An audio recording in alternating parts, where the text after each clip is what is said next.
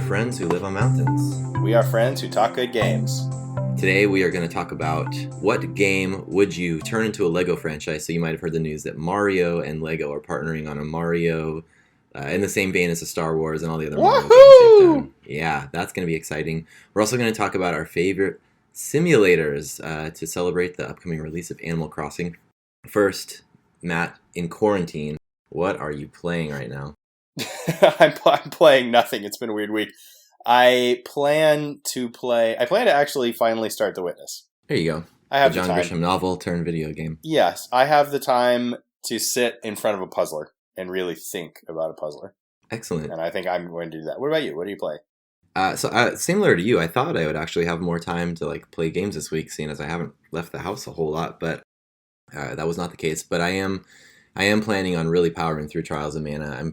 I think I'm fairly close to the end. I'm looking forward to the idea that we could do 40 episodes of this podcast, and it's Trials of Mana, Trials of Mana, Trials of Mana. I know. Trials of Mana the whole time. I'm really gonna try to beat that this next week. Yes. Because I gotta play Animal Crossing when it comes out, and then that's it, man. It's Animal Crossing is life. Yeah. Yeah. With that out of the way, I'll start with you. What franchise, or it doesn't have to be a video game franchise that you would turn into, but something you want to turn into a Lego video game? I had a thought that I'm saving for The Sims, but I kind of also want to throw into Lego. I think I would love to see Lego 24-hour fitness. What is one? Okay, well, you can't just. I would love to see a Lego video game. I would love to see a Lego video game where you are running, constructing, and policing a 24-hour fitness. Okay. At 3 a.m, and you're doing it in Lego. Yeah. I want little Lego men pumping iron and getting they're not the shape doesn't change, but you draw more definition on the little Lego arms. Yeah, basically. Yeah.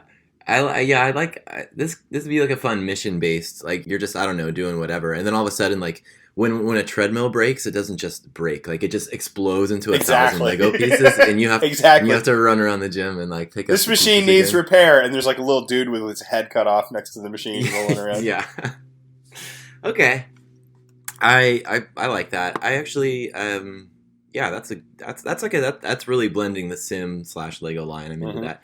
I think I'm gonna go with. I would love to see, and I don't know exactly how this would work, but I would love to see Square Enix Lego mashup where you're not just following the story of a particular game, but they take different chunks. So basically, like Kingdom Hearts with the Disney ripped out and Lego put in instead. Not necessarily, because I don't want you to follow one story. I want to say okay, one of the levels in this game would be the floating continent in Final Fantasy VI. And then, no context. You're just in there. The Phantom Train. Lego Sabin suplex a train. Would you be okay with a game where all of the Final Fantasy games are going on in, quote, real time, and you're in a Lego teleport machine, and you're just dropping in to the... it's going, and you could miss a scene, or you could try to go drop in, and you're like, oh my god, they're just about to meet Sabin. No, wait, I gotta go meet Cloud. You know that... Yeah. No. You go... That. You go to Sabin every time because you know you're going to suplex a Lego train. Build and then suplex a Lego train. Yeah. One thing I was thinking about is that I don't think this would work very well, and it kind of bums me out. But so obviously Nintendo has a relationship with Lego now for Mario Lego. Mm-hmm. It's a shame that I don't think Kirby would work for Lego very well. It's too round and too sweet and soft. Exactly. Yeah. Oh well. Oh well.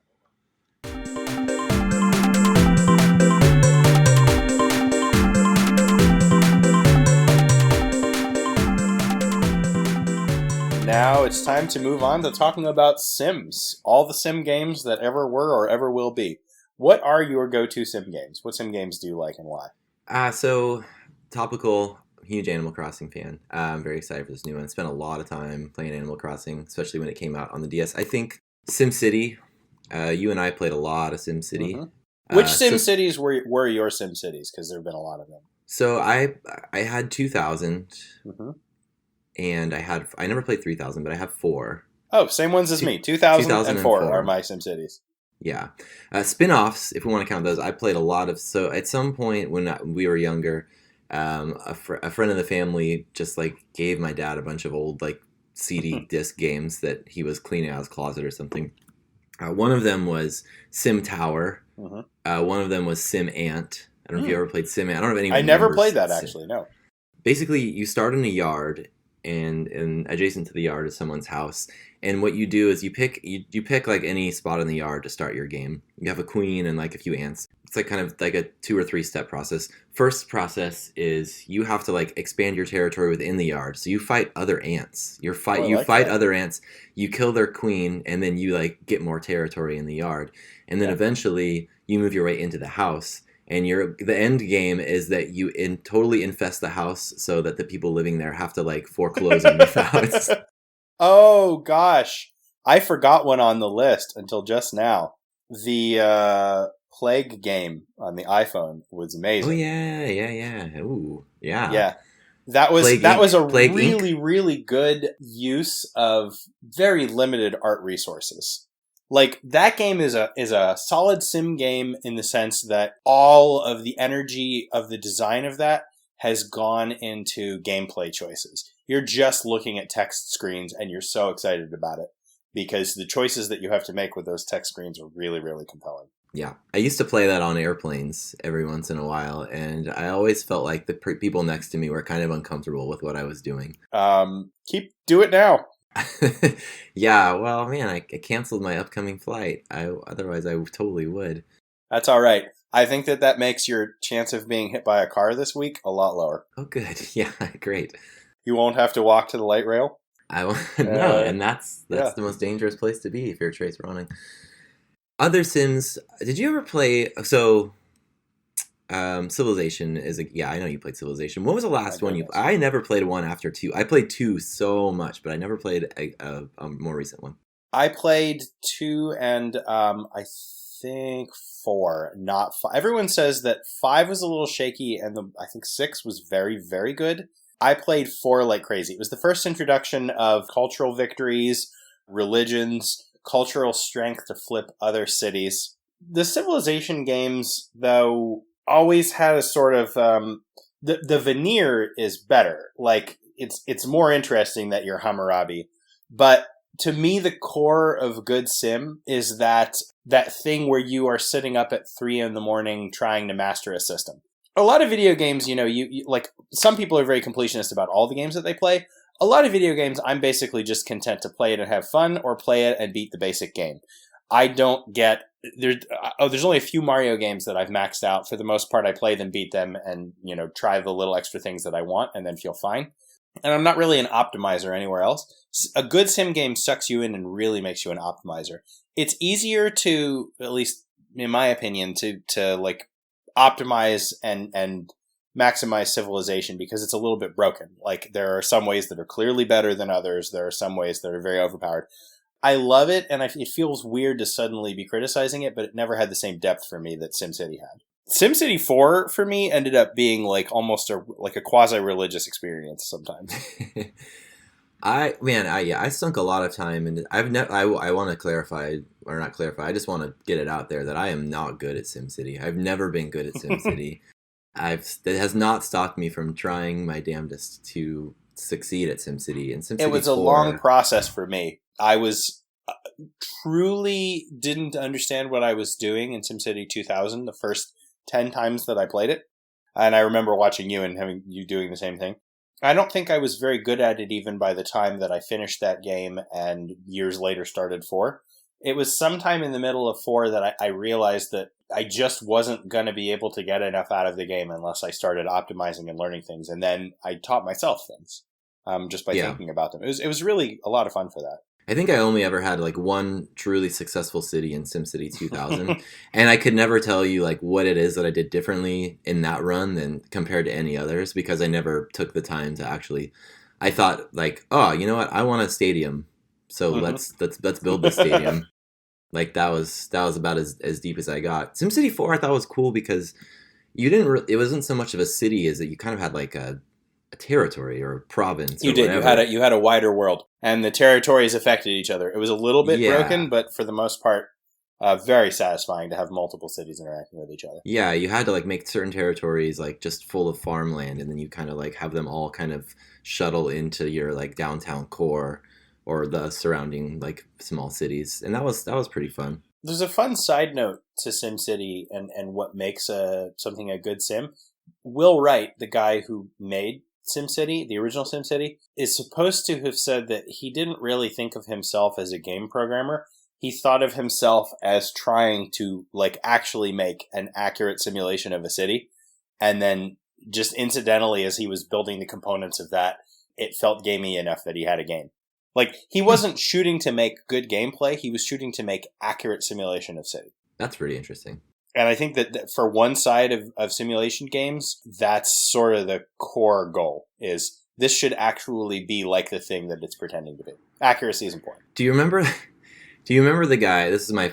He always said there was. I don't think I ever got this guy to say anything. There was the road planner, the traffic planner, on your city council in SimCity 2000, and like you could always check in to see like what they thought of. Like I don't know, you had like an agriculture consultant, whatever. The roads guy, every time he's like, "There's too many roads. Stop building so many roads." And I was like, and I'd be like, but what do you mean, man? Like how are my people supposed to get places? I never felt like I had too many roads. I think a lot of us, including you and I, didn't understand the scale at which they wanted blocks, like city blocks, to be. Yeah. That's not told to you anywhere. Only later games have good tutorials. Yeah. You're not told the optimum scale, and it's all simulated scale. So you look at it, you take a best guess, and you end up with a bunch of 3x3s, all of which are way over surrounded by roads, and the roads are all empty. Yeah, you look at it, in the simplified graphics or whatever, and you think that if a road doesn't touch this person's house, there's no way they can get to this house. And so you basically have like a road going around almost every square of property, which is not the correct way to do it. I never got to highways. Did you ever get to highways? Oh, yeah, no, very, very much so, yeah. I felt like I never needed a highway. I didn't. You need to build ahead. You essentially need to leave space for them, or you need to be willing to tear up your world. Yeah. And even when you tear up your world, you won't get as much value out of it if you didn't build with an eye towards the future, because the game is actually simulating, little, not a full complement of people, but like it's simulating little people driving around from a specific workplace to a specific home. Or at least it is by SimCity 4. I'm pretty sure it was at least partially doing that in 2000. And you could build a highway to nowhere, just like in real life. You can build highways that people don't want. You can build them where they immediately take all of your traffic and get choked up. He did a really good job sort of making it accurate to real life, in that bad planning can get you useless infrastructure. Yep. So really, like, the thing that I learned over time was, you should actually think like a city planner. You should think ahead and try to decide where utilizations are going to be, like who's going to use what. You shouldn't be afraid to adjust for people, but you should understand that like you're supposed to be listening to them and guessing what's coming.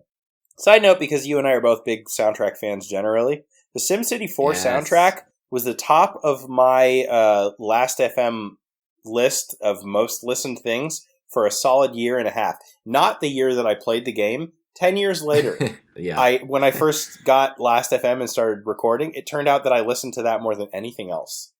It's great working music, man.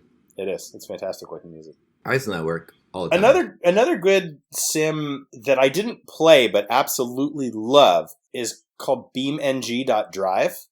It's not a car game, and again, I never played it. It was an attempt to make the most accurate physical simulation of cars in the world that was possible. And that sounds really stupid and boring, like one step further than a racing game. But physics is really hard to get right, and they did a really, really thorough job. So what you got was beautiful, perfect physics that went insane if you went anywhere off the beaten path. And this allowed a couple of people to make a show called Carboys, which is one of my favorite things on YouTube of all time. It's two dudes playing this game. It's just a watch-play show. And they turn this car physics game into body horror and surreal Cronenberg narrative for like 50 straight episodes. It's the funniest thing that I've ever seen on YouTube. It is just, like, if you have not seen BeamNG.Drive and you don't mind watching people play a video game at all, go watch it. It's the best thing that I've ever seen in that space. I'm watching a video of this, just like the promo, the trailer or whatever.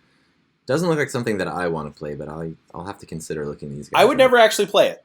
I would never Yeah. play BeamNG.Drive. I don't have the hardware for it. I don't want to have the hardware for it. But holy crap, it's so much fun to watch. I'll send you a link later. I'll find you a good link for it. So I feel like mobile games are obviously pretty huge. It's pretty hard to find or for me at least, I haven't found like what I would consider, or I've only found one great simulator for iPhone or mobile games in general. Likewise. The one that one is Pocket City for me. Yeah. Pocket City is basically just a very clean clone of SimCity or SimCity 2000. It stripped away a lot of the fanciness of the later games, but it did a very good core implementation of the same mechanic as the original SimCities. And it's one of the only ones that's not stupidly freemium. Yeah. It's just pay your $4 and you will have a copy of SimCity on your phone. Yes. I played a lot of this last year when I went to Europe. Yeah.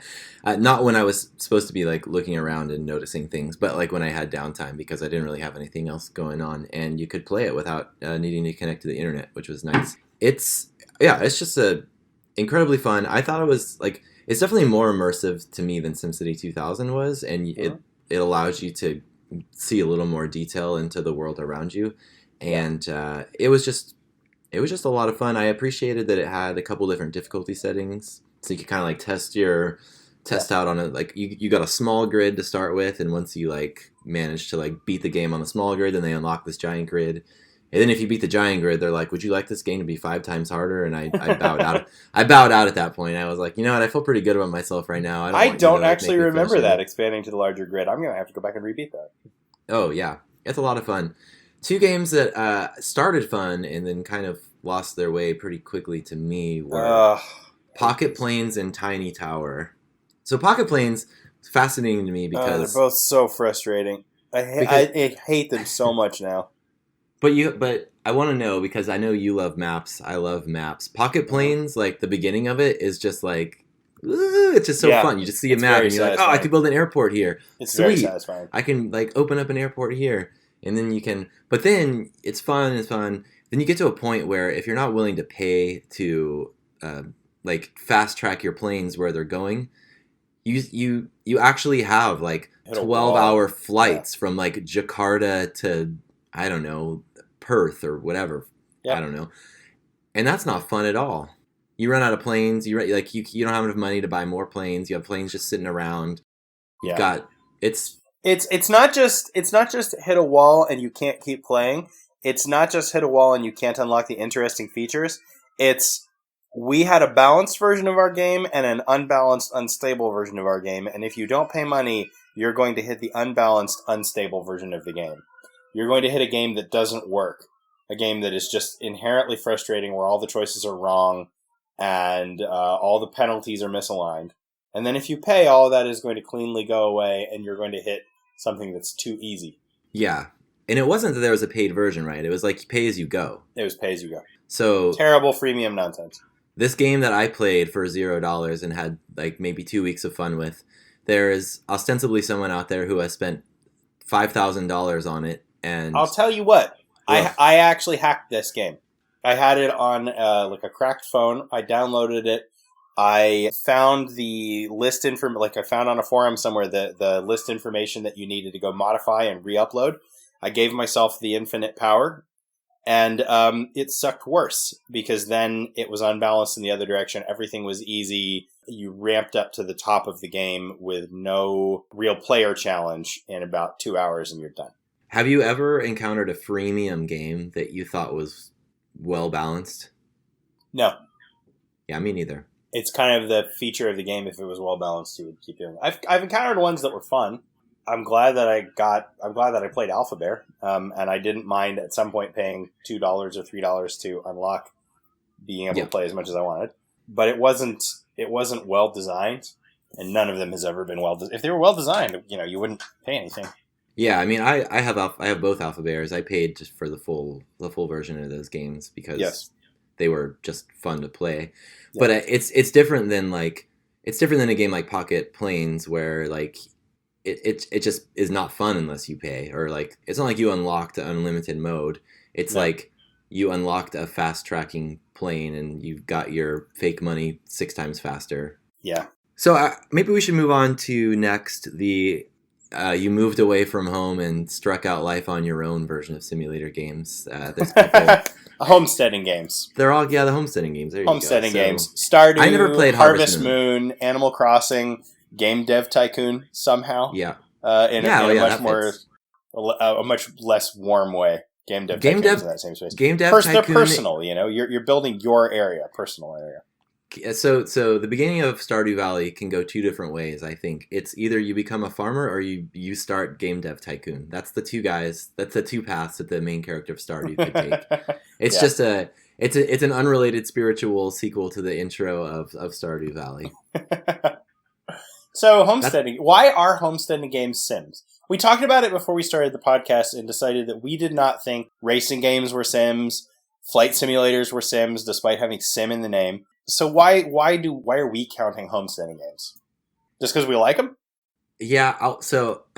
I've never played a flight simulator. I've never played I don't really even play racing games other than like Mario Kart. Yeah. Which is certainly not a simulation of anything realistic. So there's farming simulator game out there. I know that exists. Yeah. There's horse simulator, which I'm not gonna play. I think really what this boils down to is that there's perfectly great arguments for why we should be talking or considering those games as simulators, but the fact that you and I are never going to play them means that we probably have no business talking about them and that we wouldn't have fun doing it. Very fair. The homesteading games are really satisfying if you have that nesting instinct. I feel like the homesteading games, even though they're popular with both genders, they're popular for guys as a weird, socially acceptable male nesting instinct before you're really old enough to do that the normal way. Yeah. You have a house now, and I have a house now. We've now both had conversations with the guy who sells you window blinds. And, right. And thought about, do I need this coffee maker or not?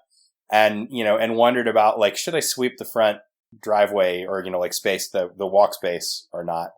But I think when you're 23 and a guy in our culture, you don't really get that outlet. And then you find, the sweet, calming music of an Animal Crossing or a Stardew Valley. And you're like, yes. Oh, I'm so lonely. Yeah. That feels like home. There's also, it's been joked about, why millennials specifically really like games like Stardew Valley and Animal Crossing. One of the jokes that always is none of these people are ever going to be able to afford their own house. This is pretty much this is homeownership simulation. Yeah, this is homeownership simulation. This is grandpa simming or whatever. Except it's in a fantastical weird world where your neighbors are all wolves for some reason and you're the only human in town, or your neighbors with a bald eagle and a squirrel and for some reason they're the same size. Yeah. Also a hippopotamus. Yeah. I mean, I don't know if that's what it is. I feel like... Do you think that these games contain good core mechanisms the same way that SimCity does? Or are they succeeding primarily on charm and style and feeling? I think there's a good mix of both. I'm going to speak specifically to Animal Crossing. It really scratches the itch of anyone who's ever had some sort of desire to interior decorate a home without any of the work that goes into interior decorating a home, or the money to really really design what your perfect house would be. And there's a collection aspect. It's really fun. There's so much collecting to do in Animal Crossing. So that's the aspect for me that really gets it. It's not so much necessarily I want all the furniture in this one line of furniture because my house is going to look exactly like this modern animal house. It's more I want to be able to say I collected all the modern furniture in this game, and I got a bunch of points for that. Same with the fossils. You dig up fossils, you donate them to the museum, you get to see this museum come to life that you donated all these fossils to. Same with the fishing and the catching of the bugs. I don't know why this is fun, man. When I talk, now I'm listening to myself talk out loud about why I love to play Animal Crossing, and it's I would never, if you handed me a shovel right now, I wouldn't go dig for fossils. Well, does this come from the same space as was why you play SimCity or not? Sure, I think I think sim games more specifically than the way that they all come from the broader instinct that, you know, why we play games to like try out different lives. Like, is there something more specific that ties the reason that you play SimCity and the reason that you play Animal Crossing? For me, I would say no. I played SimCity from a very different part of my brain than I played Stardew Valley. Yeah, SimCity is more like a science experiment of like what my life would be like if I was a city planner, just rapidly sped up. Animal Crossing and Stardew Valley is like, what if my personal life was completely different than what it is in the real world? Because like SimCity, you're not a character. You create a persona in these other games, so it's not even as much a like. Sure, you do kind of craft the world around you in all three of those games. Actually, SimCity is fun in part because it helps you destroy your personality for a while. Your brain is fully occupied with this task, not your own personality. Yeah. Both Animal Crossing and Stardew are a lot of fun. Animal Crossing for you and Stardew for me, because you are simulating an alternate personality inside yourself. Yes. I laughed at the people who were like gibbering about who they were going to marry in Stardew Valley. And then I started Stardew Valley, and like I think we've even talked about this in the podcast before. Like the choice of who to marry in that game was like a serious choice verging on crisis for me. It was a big deal, which was just a demonstration of the extent to which I had simulated that personality. And my wife, like a year later, when she played it, didn't talk to anyone. And like the whole simulation for her was the simulation of being this like grumpy loner person. And it wasn't even just the tasks. She was doing the tasks, but she was really enjoying inhabiting a person who didn't like people. The romantic side of Stardew Valley like gave me a panic attack. I hated it.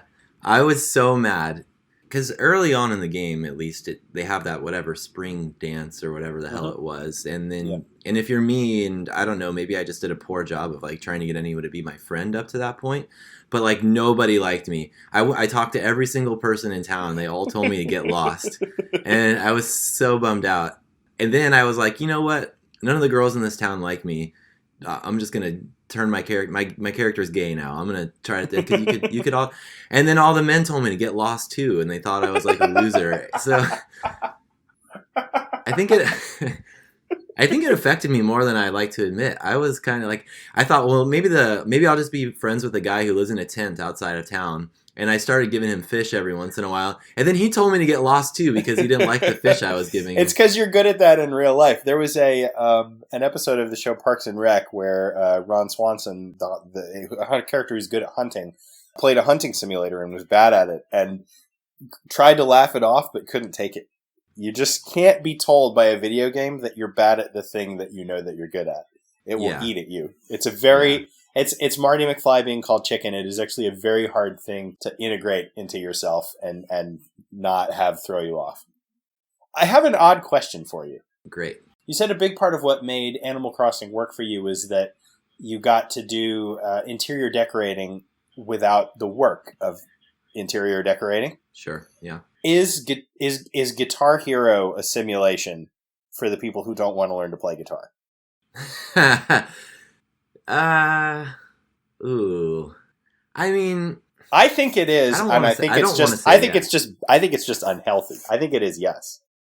For the same reason. I think Guitar Hero is a very weak simulation of the guitar that catches people who are never actually going to learn real guitar but wish that they could. Yeah, I guess sure. If we're going by like Animal Crossing rules, yes. Like Guitar Hero is a guitar simulator. The thing that cracked me up when Guitar Hero was having its heyday is that like there were people who legitimately thought being good at that game meant that they could like probably pick up guitar pretty quickly, and they all realized like how untrue that was. There's no transfer between the two whatsoever. It's 300 wasted hours. Yeah, I thought it made me feel good because I sucked at Guitar Hero, like just sucked. Do you know any people that played instruments? Yes, and were terrible at that game? I don't know anyone who played instruments who was willing to sit down for more than a couple of hours and actually play Guitar Hero. Guitar Hero was not for people who play instruments. Yeah, no, that's true. Although I would love to force Guitar Center to prominently feature Guitar Hero at the front. That might be, it's too late, but that might have been one of the ways they could have staved off bankruptcy for a lot of their stores several years ago.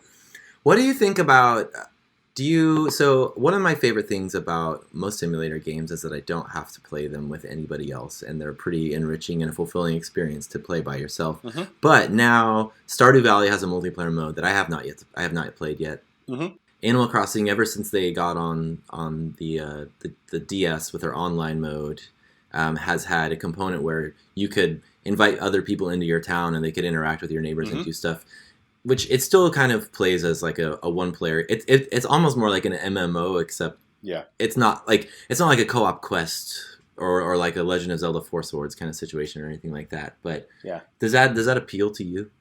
I'm willing to give it a try, but I see the reason that Sims were never a multiplayer thing. You lose agency. So basically, like, whether you're simulating a new personality or simulating a task like SimCity, a lot of your joy is in having the full agency to figure that out.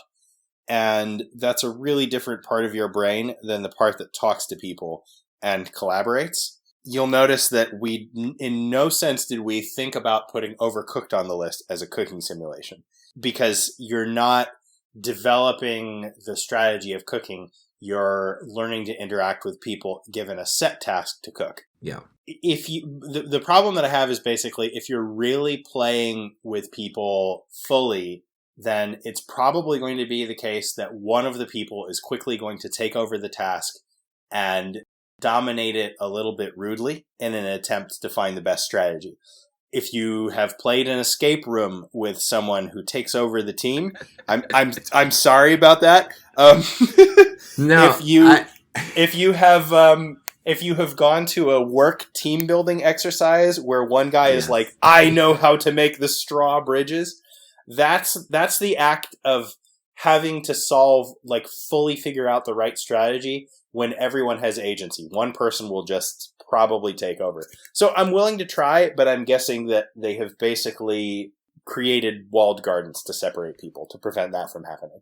That's the best that we've ever been able to come up with. Yeah, the only thing that you really need, or that's really helpful in Animal Crossing, is that your town has a native fruit in each of the games, and the only way to get other fruits into your town is to have someone who doesn't have your fruit either trade with you, and then you can start planting trees in your town so you can now have apples and oranges, and then that actually becomes a big part of your economy because non-native fruits sell for like 5 times as much as native fruits to your. I think trading is a great way to take single player games and make them feel a little more collaborative, but it's a staple on top. Right, and you're really doing the work. It's just kind of like an extra thing that, yeah.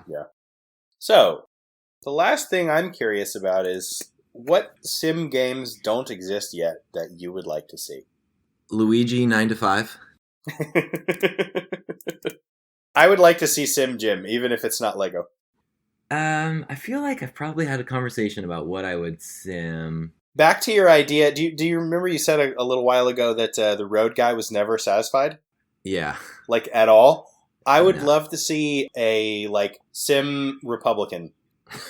Where basically, I want your 6 advisors there. I want one of them to be, the prayer breakfast guy, and one of them to be, the CPAC conference guy, and basically, you have a quick and easy out through demagoguery, and they'll all, praise you and love you, or if you're trying to, decently run the country, they're never going to be satisfied. Well, you know what I want to play? I want to play, I want a sim game where you inherit a transit infrastructure and you have to optimize it. That would be much better. Take real cities even. Here, you get Austin. Yeah, city fixers. You get Austin and a budget of X. How would you implement a transit system? And then you can kind of see how people are moving differently based on the stuff that you're implementing. I would love that. Along the same note, the disasters in the SimCity games, rather than a game about the disasters, which has been done, I would like to see a Sim Disasters Czar. There has been, and this is, I used to run a discussion scenario with friends of mine that I really enjoyed. There has been a disaster on the West Coast. It is going to render the West Coast uninhabitable in 25 years. Not today, not forever, some like human generation kind of span. Your job is to repatriate 100 million people to the other part of the country. Disasters could be like clean up post-hurricane, post-pandemic. Basically, your job is to realistically mitigate and manage and get your civilization through a big disaster. Would love to see that game. Same thing, basically, like stuff is not working quite right, and you just need to. You don't need to build from scratch. You need to take what exists and make it okay. Yeah, that'll be a lot of fun. I think that's it for Sims for me, man. Oh, I've got 2 more. You got 2 more? Okay. I've got so many of these. I don't have any more Sim ideas. I'm gonna think. I would love to see more in the homesteading personal space. Sim moving company. God. Packing people's crazy houses. Yeah. I would also love to see Sim Amazon. Ugh. If it means so many things. I mean, basically, it means you're starting a global commerce company. I would love to see someone try to recreate the challenge of building. You're building the first online store. You're building this corporate structure.